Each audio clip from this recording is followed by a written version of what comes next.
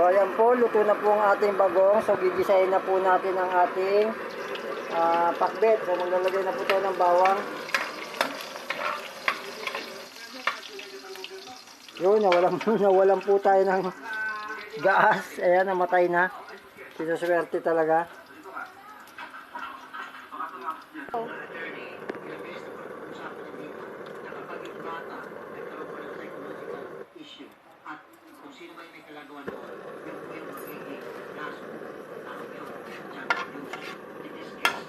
So ayan, nakabili na tayo ng gas.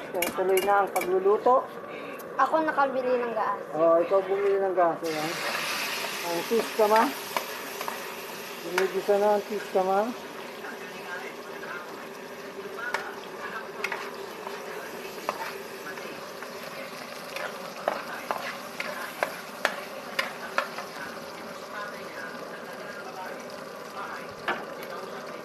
Siyempre, lalagay na natin ng ating gulay, ating pakbet. Okay, sama-samahin na natin. Samba-samba na yan.